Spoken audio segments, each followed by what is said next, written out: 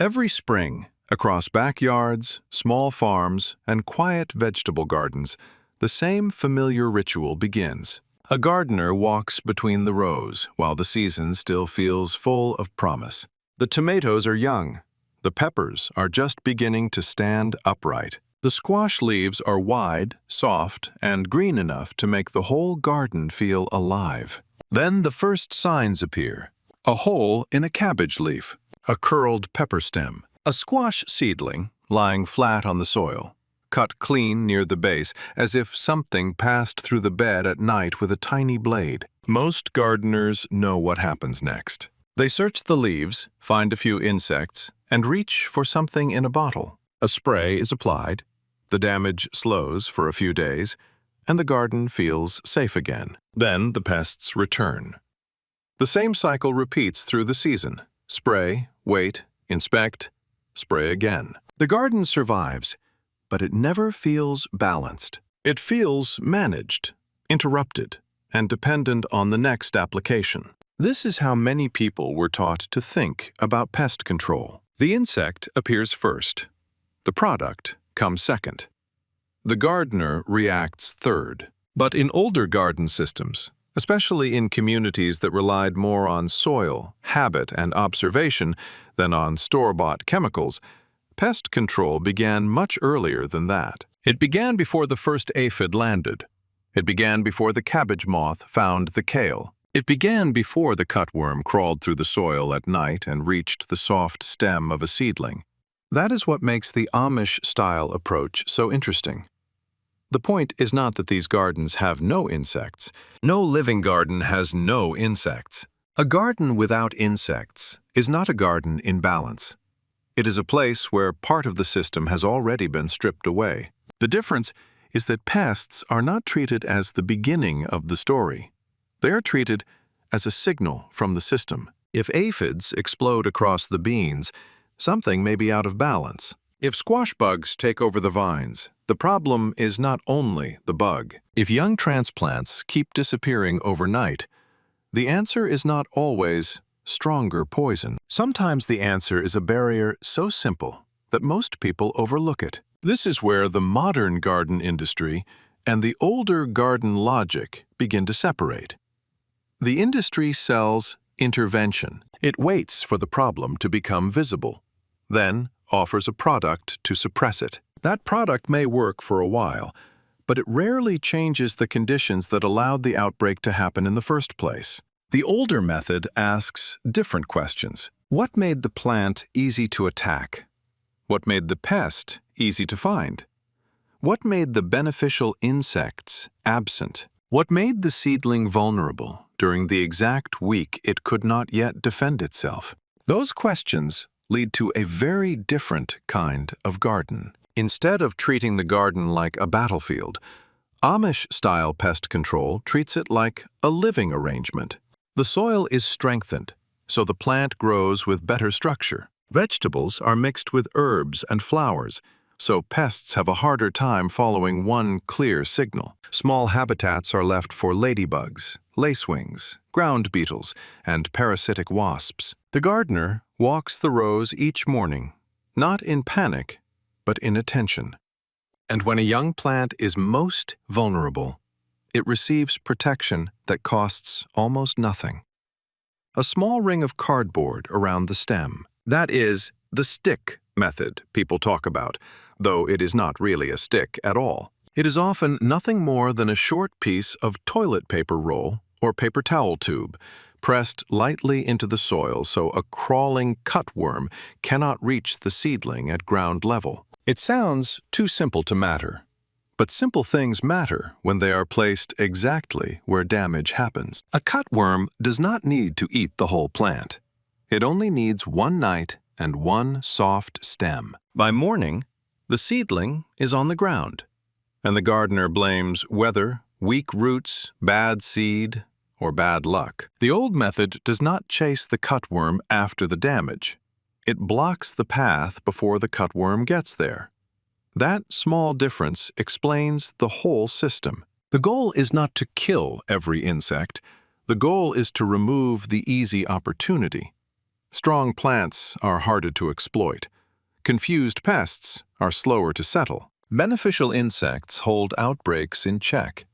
Morning observation catches problems before they multiply. And a scrap of cardboard protects a seedling during the few weeks when it cannot protect itself. None of this looks dramatic from the outside. There is no shiny label, no chemical smell, and no promise printed across a bottle. There is only compost, flowers, insects, habit, patience, and a small collar around a stem. But when those pieces work together, the garden changes. Pest control becomes less about emergency rescue and more about design. The gardener stops asking, "What can I spray?" and starts asking, "What condition allowed this pest to take control?" That question is where the deeper story begins. Because before companion planting, trap crops, morning walks, garlic sprays, or cardboard collars, the first layer of pest resistance begins beneath the plant itself. It begins in the soil. A plant growing in depleted soil may still look alive, but it often grows with softer tissue, weaker cell walls, and uneven nutrition. It may be more vulnerable to stress, more attractive to certain pests, and slower to recover once feeding damage begins. That does not mean every insect attack is the gardener's fault. Weather matters. Pest cycles matter. The surrounding landscape matters. Even a well-managed garden can suffer damage during a difficult season, but the principle remains important. A healthy plant is not just larger than a weak plant. It is often harder to exploit. When minerals are available in the right balance, the plant can build stronger leaves, sturdier stems, and more resilient roots. Calcium supports cell walls. Magnesium helps power photosynthesis. Potassium regulates water movement and internal transport. Trace elements influence enzymes and defense pathways that are invisible to the eye but essential to the plant's response. This is where pest control becomes more interesting than a bottle on a shelf. The plant is not passive. It is not simply waiting to be eaten until the gardener arrives with a spray. It has its own defenses, but those defenses require energy, minerals, water, and a living soil system capable of delivering nutrients at the right moment. That is why many Amish-style gardens begin each season not with a pest plan, but with a soil plan. Compost is spread before planting. Aged manure is returned to the beds. Organic matter is built year after year. Not because one application transforms everything overnight, but because living soil is made through repetition. A garden that receives compost once may improve slightly. A garden that receives compost every year begins to change character. The soil holds water longer after rain. It crumbles instead of compacting. Earthworms appear where the ground once seemed lifeless. Roots move more easily through the bed, and plants recover faster after heat, wind, or light feeding damage. This is not dramatic in the way a spray feels dramatic. A bottle gives the impression of action because the gardener can see it happening immediately. Soil building is slower, quieter, and less satisfying in the moment. But it changes the conditions under which the entire garden operates. When a plant grows from biologically active soil, it is less likely to become the soft, stressed, nutrient-imbalanced target that many pests prefer. It may still be visited by insects, but visits do not always become outbreaks. A few bites remain a few bites, because the plant is stronger and the surrounding ecosystem is more prepared to respond. This is the first layer of the Amish-style method. Not the cardboard collar, not the companion flowers, not the garlic spray. The first layer is the refusal to separate pest control from soil care. And once that foundation is understood, the next layer becomes easier to see. Because even healthy plants can still be found by pests when the garden is arranged like a map. A long row of cabbage tells the cabbage moth exactly where to go. A block of beans becomes a landing strip for aphids. A clean, empty bed may look orderly to a person, but to beneficial insects, it offers very little reason to stay. That is why the next part of the method moves above the soil and into the design of the garden itself. The old gardeners understood something simple. Pests do not only attack weak plants, they also attack predictable gardens. A predictable garden is easy for pests to read. When vegetables are planted in long, clean rows of the same crop, the garden may look organized to the human eye. But to an insect searching for its host plant, that order can become almost too convenient. A cabbage moth does not need to search very long when every plant in front of it is cabbage. An aphid does not need to work hard when beans stretch in one continuous green line. A cucumber beetle does not have to make many decisions when squash, cucumbers, and melons are grouped together in one open block. This is why older gardens often look less tidy than modern ones. They are not random. They are layered. Vegetables grow beside herbs. Flowers appear at the ends of rows. Aromatic plants break up the scent of the main crop. Small blooms draw in insects that are not pests at all, but hunters searching for nectar, pollen, and prey. This is the part of Amish-style gardening that can look almost decorative until you understand what it is doing. Most garden pests do not find their target plants by accident. They follow signals: scent, leaf shape, air movement, plant stress, and the chemical traces that vegetables release into the space around them. When a garden is planted as one uninterrupted crop, those signals become stronger and easier to follow. When the garden is mixed, the signals become harder to read. That is the practical heart of companion planting. It is not that basil becomes a magical shield around tomatoes, or that marigolds create an invisible wall no insect can cross. The real effect is more subtle and more believable. Aromatic plants can interfere with the signals pests use to find food. Flowering herbs can attract beneficial insects that feed on pests. Diverse planting can interrupt the straight-line movement that allows an infestation to spread from one plant to the next. The garden becomes less like a highway and more like a living maze. A tomato surrounded by basil, calendula, alyssum, or other flowers is not guaranteed to avoid every hornworm or aphid, but it is no longer standing alone, broadcasting one clear signal into open air. A cabbage growing near dill, cilantro, or flowering herbs is not immune to caterpillars, but it now belongs to a more complex neighborhood where predators may also arrive. That complexity matters, because the goal is not to make a garden empty of insects.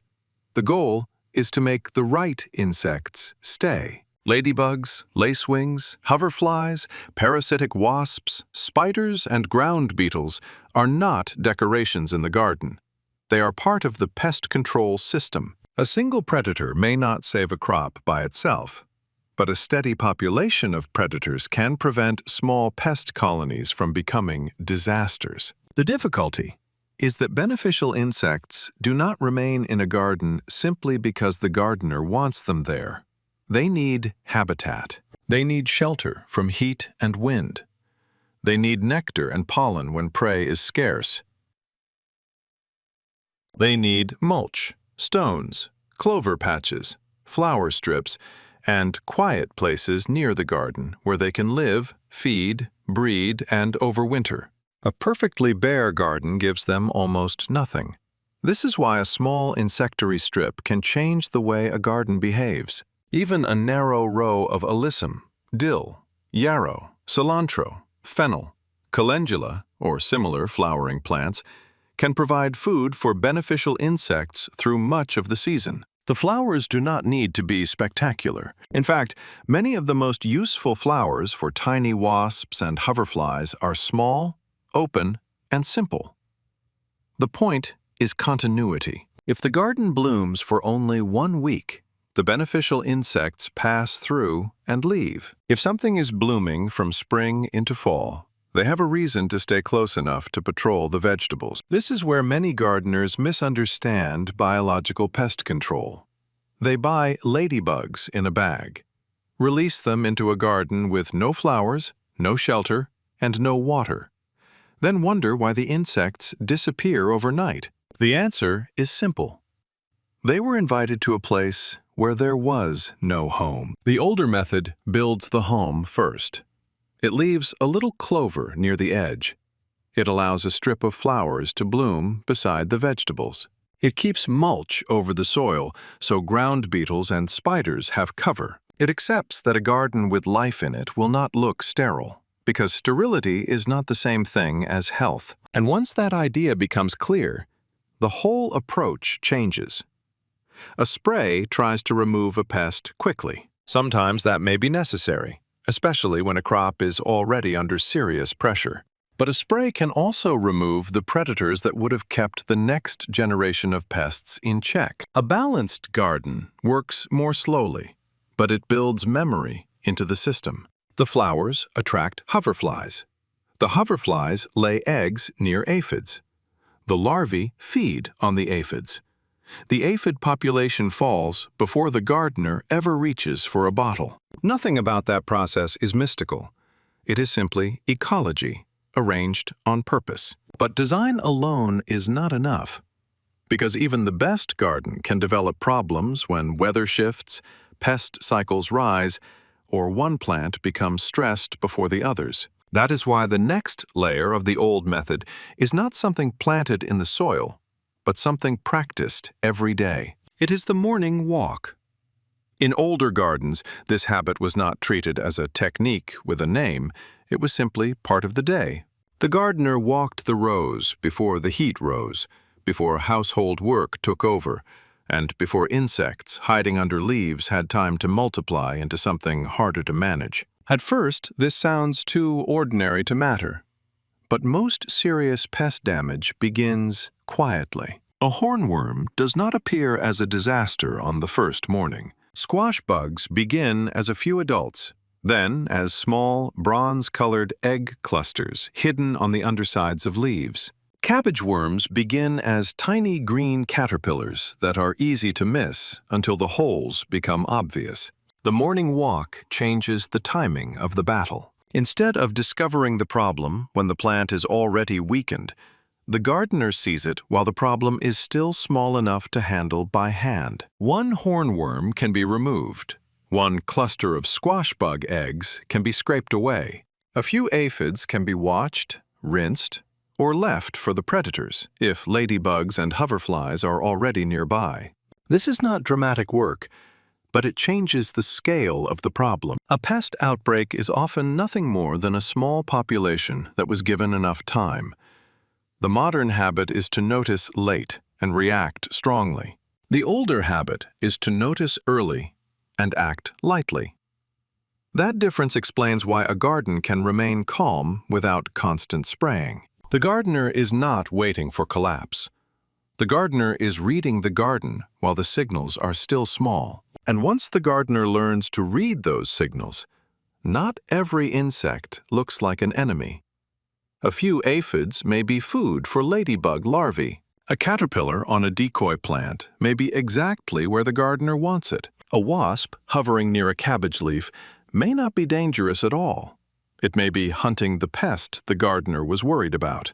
With observation, the garden stops being a blur of movement and begins to show roles: predators, pollinators, chewers, egg layers, warning signs. And once those roles become visible, the next method becomes easier to understand. Sometimes, the goal is not to keep pests out of the garden completely. Sometimes the smarter move is to give them somewhere else to go. This is trap cropping. The idea is simple. Plant something the pest prefers near the edge of the garden or beside the main crop, so the insect gathers there instead of spreading through the vegetables you care about most. It sounds backward at first. Why invite pests into the garden on purpose? Because many pests are going to arrive anyway.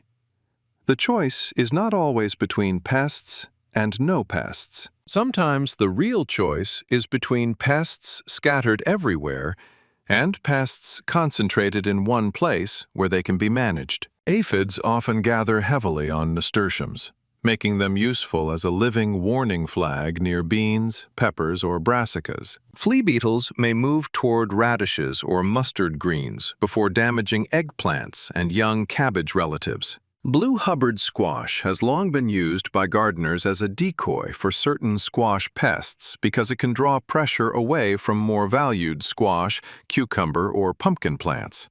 None of these examples should be treated as magic. A trap crop is not a spell, and it will not work the same way in every garden, every climate, or every season. It must be planted at the right time, close enough to matter, and watched carefully. If ignored completely, it can become a nursery for the very pest it was meant to concentrate. But when managed well, trap cropping changes the gardener's relationship with pest pressure. The pest is no longer an invisible enemy moving randomly through the bed. It is drawn toward a predictable place. The gardener can remove the trap crop, prune it, wash it, or leave it briefly so beneficial insects gather there and feed. In a balanced garden, a trap crop can become the meeting point between pests and predators. The pest arrives first. The predators follow. The main crop remains under less pressure. This is why trap cropping fits so naturally into the older garden system. It does not depend on killing everything. It depends on understanding preference, timing, and movement. The gardener arranges the garden so insects do what they were already inclined to do, but in a place where the damage matters less. That is the difference between fighting nature and redirecting it. A spray interrupts. A trap crop redirects. A morning walk prevents delay from becoming disaster. By now, the pattern is clear. The Amish-style method is not one secret trick. It is a layered system, built from small decisions that reduce the chances of pests gaining control. Healthy soil strengthens the plant. Mixed planting makes the garden harder to read. Flowers and habitat keep predators nearby. Daily observation catches trouble early. Trap crops pull pressure away from the center. And yet, even with all of that in place, there is one moment in the life of a plant when it is still almost helpless. The first weeks after transplanting. At that stage, the stem is soft, the roots are shallow, and the plant has not yet built the strength to recover from injury. A single night-feeding insect can undo weeks of careful seed starting before the gardener even knows what happened. That is where the smallest method in the whole system appears.